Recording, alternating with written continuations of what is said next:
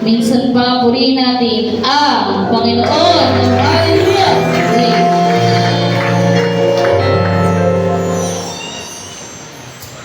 Dahil bago po sa ating pandinig ang mga susi na ating narinig,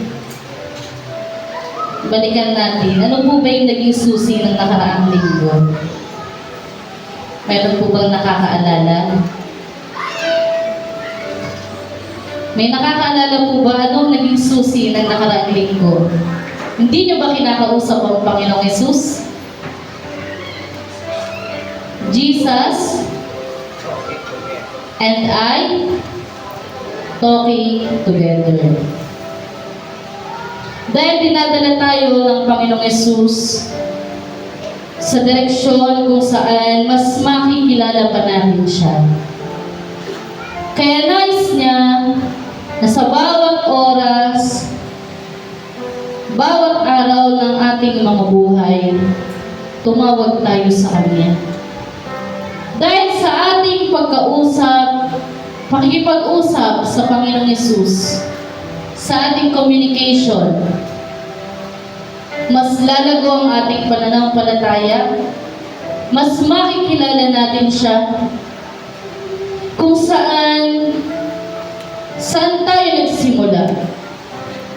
Ito yung nais ng Diyos na gawin sa ating mga buhay.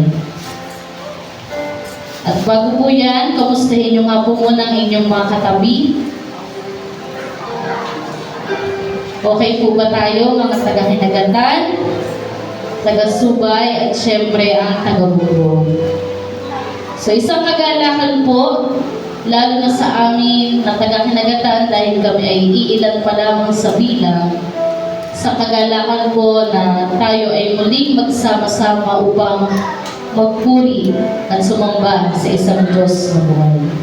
At pagsasalu-saluhan po natin sa umagang ito, ang susi, back to your beginnings. Know who God is and who you are in God. Pinababalik tayo ng Diyos doon sa ating pasimula. Doon sa ating unang pag-ibig. Doon sa ating pagkilala sa Kanya. Paano mo ba nakilala ang Diyos? Alam mo ba kung sino ang Diyos nito na iyong pinaglilingkuran? Dahil pag nakilala mo, nalaman mo anong kanyang nature, anong kanyang characteristics, sino ang Diyos nito na iyong pinaglilingkuran, you will know who you are in God. Malalaman mo ikaw ba ay nasa right standing with God. Ikaw ba ay nasa tamang katatayuan sa harapan ng Diyos. Nang sabi ko rito, mayroong isang istorya kung saan ito po ay true to life.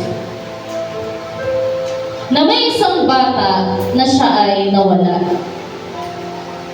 At dun sa kanyang pagkawala, nang sabi dito, she lost her memory. And she was found wandering the streets. The news media picked up the report and ran pictures telling of the young woman's plight. Her parents recognized and identified her and went to the authorities to pick her up and take her home. At dun sa pagkawala ng batang ito, nawala rin maging yung kanyang memorya.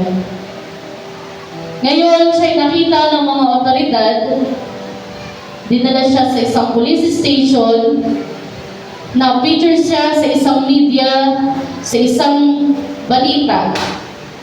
At nakita siya ng kanyang mga magulang, kaya sila ay dali-dali na nagpunta kung nasaan ang kanilang anak. Pero nung dumating ang oras na kiniklaim nila na siya ay kanilang anak, hindi sila nakikilala ng bata. She refused to go. She rejected her parents' claim to her because she said she just did not know them. So hindi sumama ang bata sa kanila dahil hindi sila nakikilala. If this young woman had recognized and known who her then she could have known who she was. Kung nakikilala niya kung sino ang kanyang mga magulang, malalaman niya kung sino siya.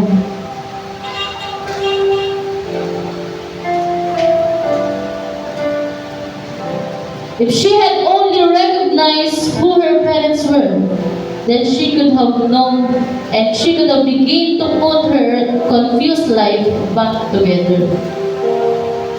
Na ganito yung nais ng Diyos na maunawaan natin. Pag hindi natin kilala kung sino ang Diyos na ito, mamumuhay tayo in confusion. Magkakaroon tayo ng kalituhan sa ating mga sarili. Na imbis na natatamasan natin ng mga benefits, ang mga pangako ng Diyos sa ating buhay, hindi natin magagawa. Dahil hindi natin kilala kung sino ang ating Ama.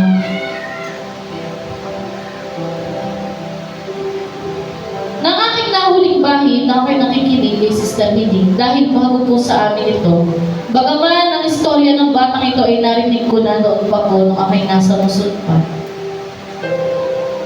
Nang sabi ng ating Sister Hiling, when you don't know who God is and who you are in Him, you permit the devil to steal your miracles away. Kung hindi mo kilala kung sino ang Diyos, at hindi mo alam kung sino ka sa harapan ng Diyos, hinahayaan mo ang kaaway na agawin ng iyong himala.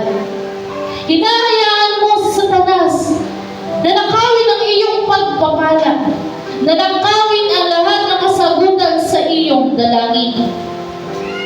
Therefore, you rob yourself of the one irresistible force that settles the issue. Hinahayaan mo na manakaw yung isang kapangyarihan, yung isang puwersa na siya lang ang makakapag-settle ng lahat ng iyong problema. The miracle of God.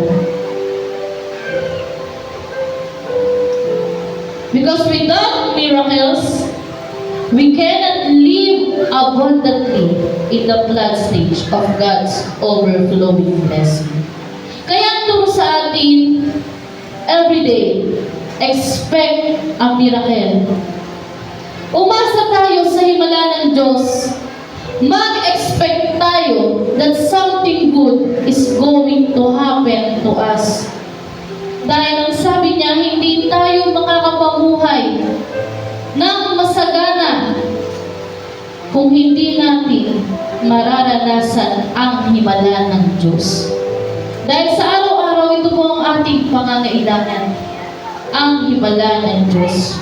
So you must know your beginnings. Saan ka ba nagsimula?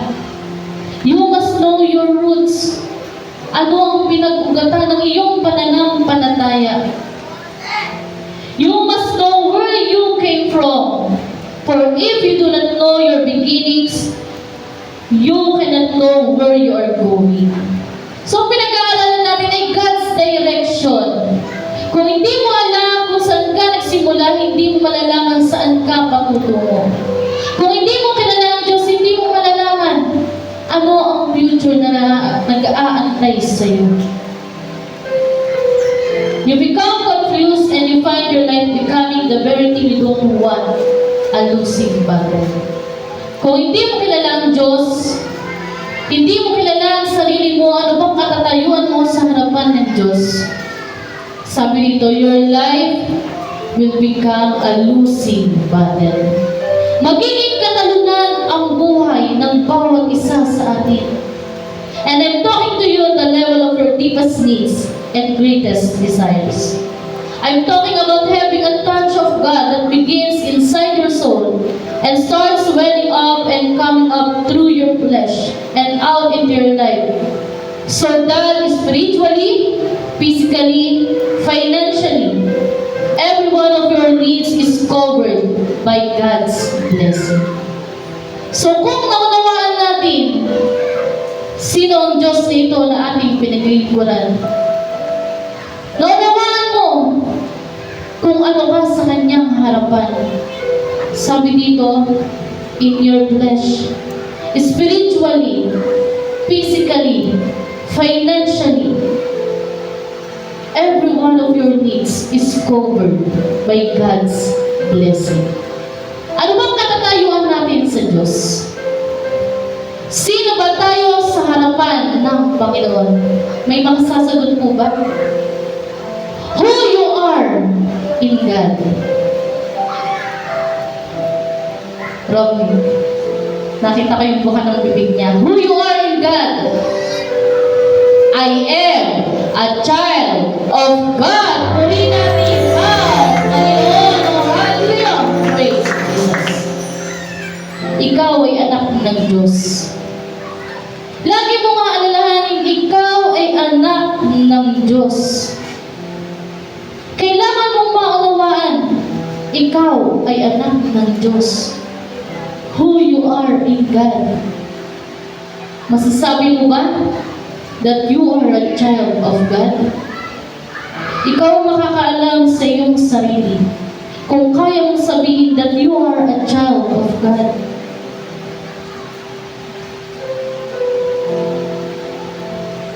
That's what the blood stage of God blessing is all about. When you know that you are a child of God, you will know that spiritually, physically, financially, and every one of your needs is covered by God's blessing. Na ito yung pabor na inilalagay ng Diyos sa buhay ng bawat isa sa atin. Na tayo ay kanyang patuloy na pinagpapala. So we must know our faith beginnings. Paano ba nagsimula ngayong pananampalataya? Mayroon ka bang salita ng Diyos na pinag-aangklahan ng iyong pananampalataya sa Kanya? Nang sabi dito, your roots and my roots go all the way back to the beginning when God created the world. Then created the first man, Adam, and spoke His love and goodness to him. He gave the power to know who God is. Binigyan niya si Adan ng kapangyarihan upang makilala ang Diyos, upang malaman sino ang Diyos na ito, and talk to Him as naturally as breathing, to have the closest fellowship with Him, to walk together with Him in life. But Adam did not cultivate a listening heart. Kung paano ito yung nare-remind sa atin palagi. We must cultivate a listening heart. Kailangan marunong tayong makinig sa tinig ng Panginoon. Magkaroon tayo ng listening heart na pag mayroong iniuutos ang Diyos, hindi tayo magmamakapal. Gagawin natin ng mabilis. Sapagkat kung nais natin na malugon ang Diyos, magiging masunurin ang bawat isa sa atin. Why?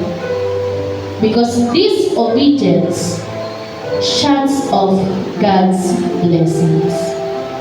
Yung ating mga pagsuwa, yung ating mga pagsalangsang, yung hindi nating pagsunod sa Diyos, it shuts off God's blessing. Binabarahan nito, pinuputol nito yung pagbabala na nais iparating ng Diyos sa buhay ng bawat isa sa atin. Kaya nais niya na ang bawat isa sa atin, we must cultivate a listening heart. We must pay attention to what God says. We must hear His voice. Because it is a requirement to understand God's nature or to see His system and His plans for our lives. Ito yung kinakailangan natin para maunawaan natin ano ba yung nature ng Diyos. Ano ba yung system ng Diyos na nais niya gawin sa ating buhay? Ano ba yung plano niya? Di ba meron tayong source system, may financial system, may health system, may prosperity system ang Diyos sa bawat isa sa atin. sistema ng Diyos ang nais niya na gawin sa buhay ng bawat isa. Kaya sabi niya, through the very power of choice, God had given us the power to choose. Binigyan tayo ng Diyos ng kapangyarihan upang tayo ay makapamili. We have the freedom to choose. Sino ang ating paglilingkuran? Ang Diyos ba na ito na ating nakilala? Dahil kaya ng ating lagi narinig, wala tayong ibang paglilingkuran. We cannot serve two masters. Hindi mo pwedeng paglilingkuran ng Diyos na pinaglilingkuran mo ang iyong sarili, na pinaglilingkuran mo ang sanlibutan. Kailangan mamili ka. Because God has given us the power to choose Him or the devil. Hindi tayo ginawa ng Diyos na tayo parang mga robot. Na kung saan, kung ano ang sabihin niya, susunod lang tayo. Binigyan niya tayo ng kapangyarihan na tayo ay makapamili. Whether you obey or disobey God. Kaya, lagi sinasabi sa atin, our decision will determine our destiny. Ito yung magka-create ng ating destiny, ng pangatungan mo. Dahil meron kang power to choose. You have the power to decide. You have the freedom na ibinigay ng Diyos sa buhay ng bawat isa sa atin. So as a result of Adam's disobedience, God shut off his life from being blessed of God and being made a blessing to all future mankind. So alam natin, ano ba ang ginawa ni Adan ng ating unang magulang?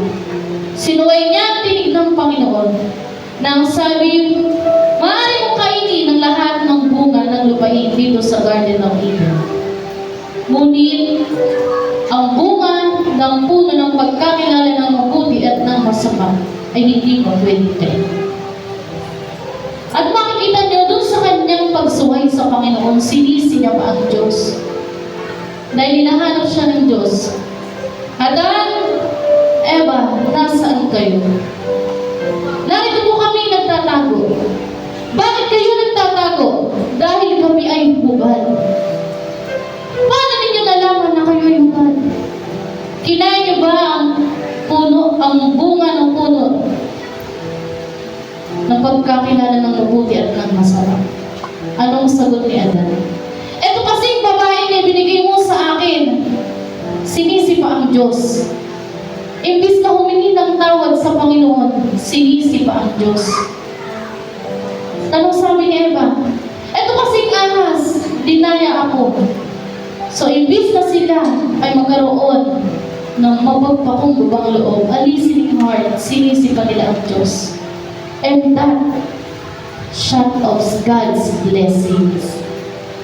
Ito ang nagsasara, nagpapahinto, nagpapatigil ng pagpapala ng Diyos sa buhay ng bawat isa sa atin.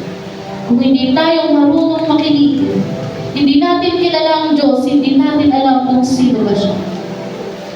But God's goodness was eternal. It is not temporary. Ngunit ang kabutihan ng Diyos, ito ay magpasawalang hanggan. Hindi ito temporary lamang. God had made man His crowning work, His masterpiece, containing His own likeness and image.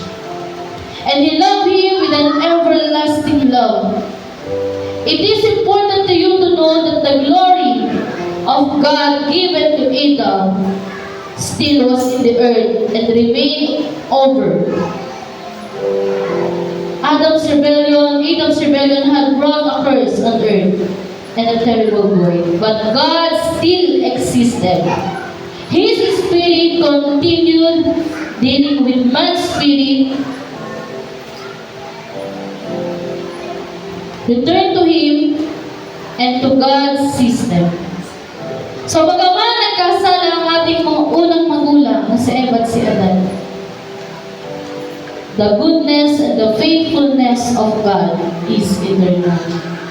Patuloy relationship ng tao sa Diyos. Patuloy na nais niya na balikan natin yung pagkakilala ng tao kung sino ba ang Diyos na ito. Kaya, we must know what the devil could and could not do. Kailangan makatawa natin ano ba ang kayang gawin ng kaaway sa iyong buhay. At ano ba ang mga hindi niya kayang gawin. Pagkilala mo kung sino ka sa harapan ng Diyos, anong iyong katatayuan sa kanyang harapan?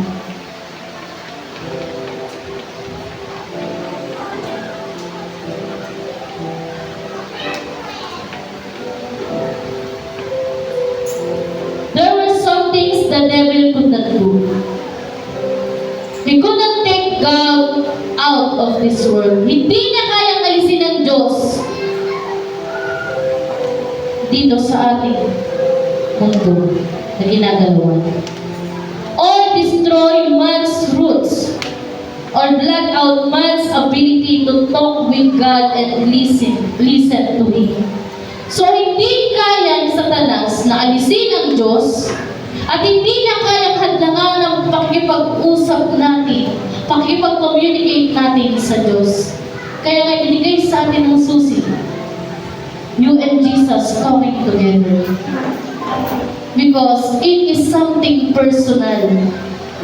Pakipag-communicate mo sa Diyos, it is something personal. Kung hindi mo kinakausap ang Diyos, it is your choice. Kung hindi ka tumadalangin sa Kanya, it is your choice. Because it is something that the devil cannot block out. Hindi niya kayang alisin, hindi niya kayang pigilan yung pakikipag-communicate natin sa Diyos.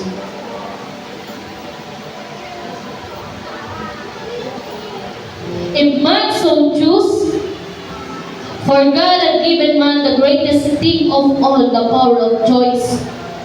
So the devil tempted Adam's descendant to sin until their sin filled the earth. And God sent a flood to wipe out sinful men. So dahil ang tao ay binigyan ng Diyos ng kapangyarihan na makapamili, sila ay nadaya ni Satanas.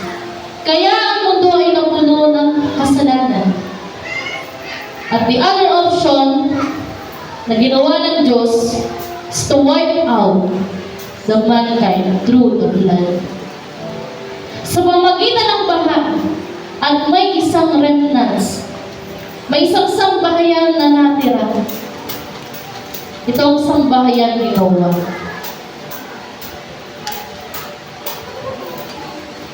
Dahil sabi dito, the devil could not completely erase the glory of the Creator. For God started over with righteous Noah and his family. So bagaman ang mundo ay napuno ng kasalanan, hindi kayang alisin ni Satanas ang ating Diyos. Hindi niya kayang harangin ang ating pakikipag-communicate sa Diyos. Hindi niya kayang alisin ang kaluwalhatian ng Diyos. Kaya mayroong isang Noah na nag-stand upang maging remnant. God still had one righteous family to begin with. Ano bang mayroon kay Noah? He has a listening heart. Dahil sinabi ng Diyos sa kanya, Noah, ipagawa mo ako ng arko. Bagaman si Noah nasa mataas na lugar, bakit na kailangan gumawa ng arko? Kung ulan man, bumaha man, hindi siya maaabot. Siya'y pinagtatawanan, kinukutya ng mga tao. Ang norong ito ay nasisiraan ng bait. Bakit? Sa tuktok ng bundok, gagawa ka ng isang arko. Hindi siya nagtanong sa Diyos. Kundi, he developed a listening heart. Natuto siyang makinig sa utos ng Diyos. Walang bakit, Panginoon. Walang pagdadahilan, walang pag-alinlangan. Mayroon pa tayong ganitong puso. Na pag sinabi ng Diyos, mag maghasik ka. Panginoon, kakabigay ko lang. Panginoon, kakabigay ko lang ng tithes. Magdagdag ka ng 1,000. Panginoon, kakasik ko lang ng 1,000. Ikaw ba'y nangangatuwiran sa Diyos? O kagaya ka ni Noah, na meron kang listening heart? Sabi nga nito, hindi lang siya basta mayroong listening heart. He has a listening, obedient heart. Pusong marunong makinig at pusong marunong sumunod.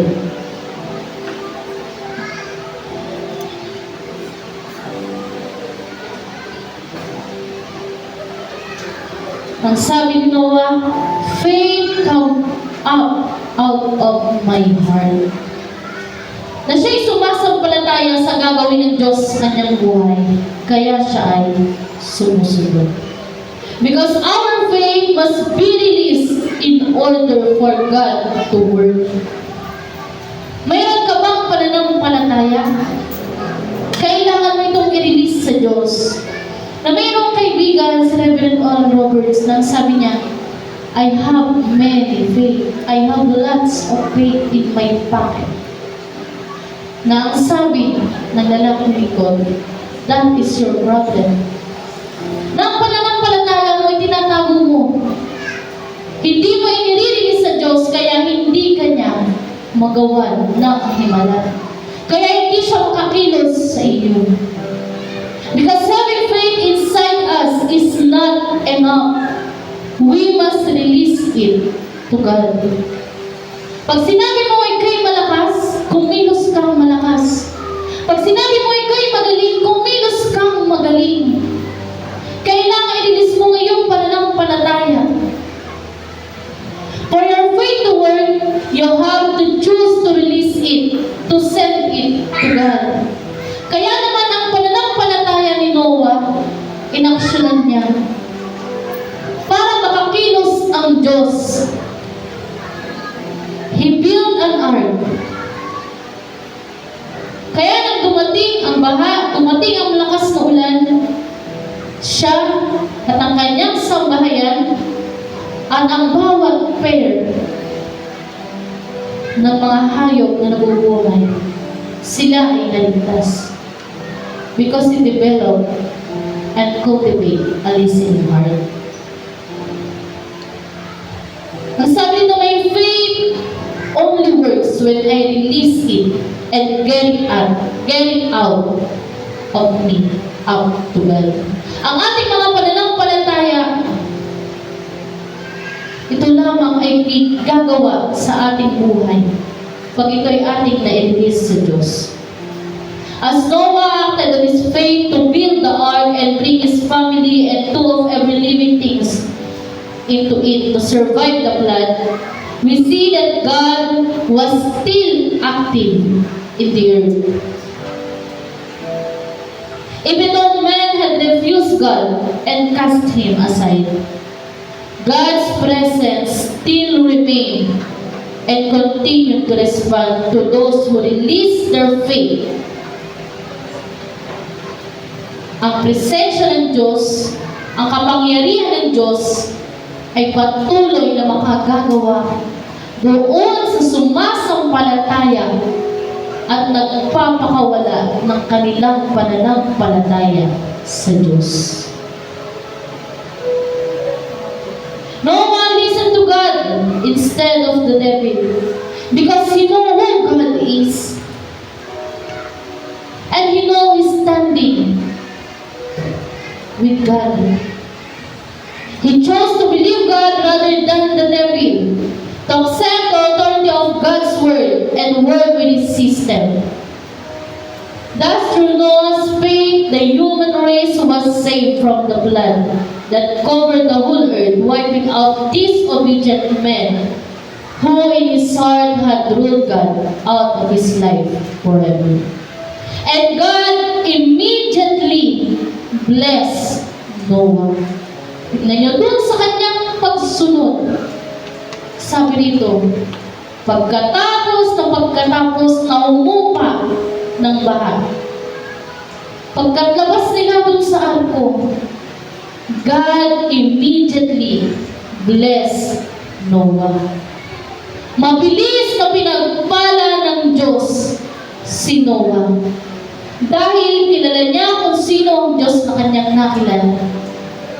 Alam niya ang kakanyahan, ang nature, ang karakteristik ng Diyos na ito. At alam niya kung sino siya sa harapan ng Panginoon. So God immediately blessed Noah. Then God gave the key to that abundance and multiplication by tying man's life to the principle of sin.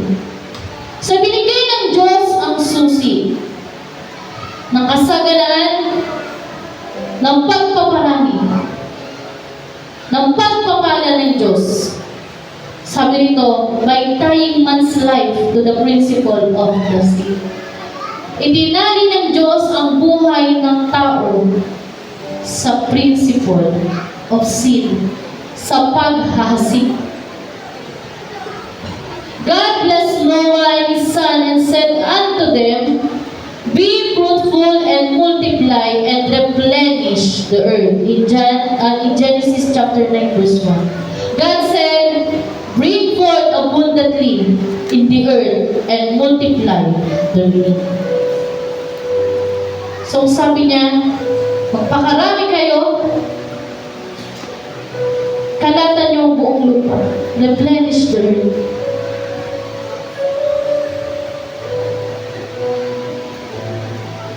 Dahil sabi niya, while the earth remaineth, seed time and harvest time will never cease. Habang ang lupa ay namamalagi, ang pag-asik at ang pag-aani, ito ay hindi maglilikat. Kaya ginawa ng Diyos ito sa buhay ni Noah.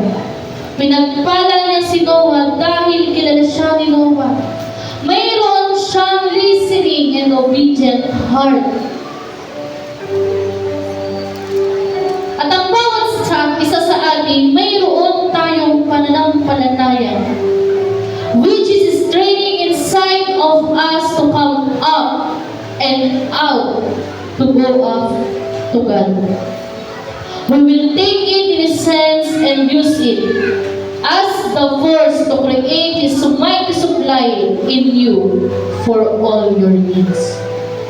So that faith is the force. Ito yung magtutulak sa Diyos to create His mighty supply for all our needs. At kung ikaw ay sumasampalataya, ikaw ay patuloy na maghahasik sa Diyos.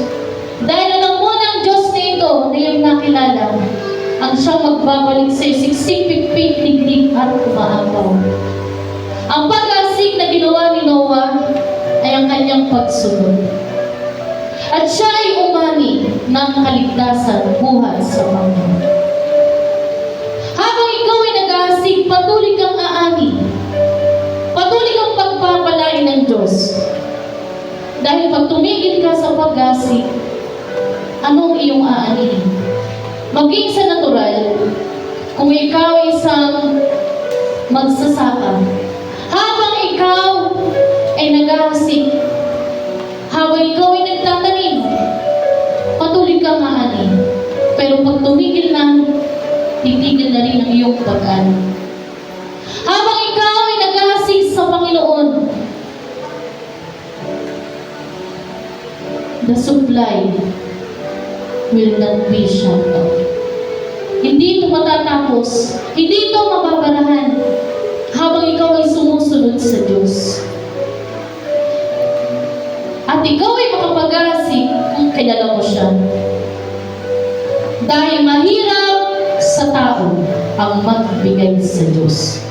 Lalo na't hindi mo kilala ang Diyos na ito na iyong pagbibigyan. So, kailangan bumalik ka sa pasimula. Paano nagsimula ang iyong pananampalataya? Kilalanin mo ang Diyos nito. Gaya ng batang ito, Nakalimutan niya ang kanyang mga magulang. So yung buhay na dapat na kanyang natatamasan, naging talunan na buhay. Dahil hindi niya nakilala kung sino ang kanyang ama. Ganon din tayo. Kailangan makilala natin sino ang ating ama. Baka tayo lamang ay panay declare, I am a child of God. Pero hindi mo kilala who God is. Sino ang Diyos na ito? So you must know who your source. Sino ang pinagmumulan ng lahat ng bagay. Because when you lost your identity in Christ, that is a losing battle for your life. When you lost your identity in Christ, that is a losing battle for your life. Magiging katalunan ng buhay natin kung hindi natin kilala sino tayo sa harapan ng Diyos, at kung hindi natin kilala ang Diyos na ito na ating pinaglilingkuran.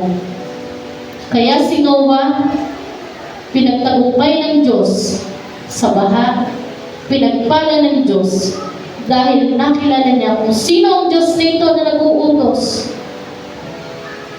Sino ang Diyos na ito na nag-uutos sa kanya. Kaya kung tayo ay marunong sumunod, madali tayong pagpapalain ng Diyos. Hindi natin maaaring sabihin ako'y sumasampalataya, pero hindi tayo sumusunod sa Diyos.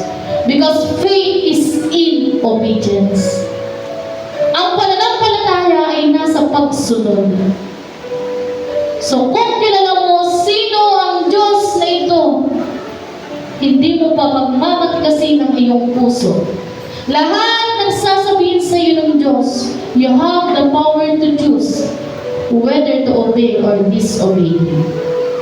Kaya nasa atin, tayo ang gumagawa. Tayo ang gumagawa ng kahantungan natin. But God is giving His direction to us. So we have to follow. Kung nais natin, na gaya ng awit, there will be a day when times will be no more. Darating ang oras na wala ng mga ganitong pangangalan. Darating ang oras pagbabawal ang salita ng Diyos. Nais mo ba nakasama ka ng Panginoon na kanyang mga anghel na umaawit ng mga himnong makalangit? So you must know your beginnings.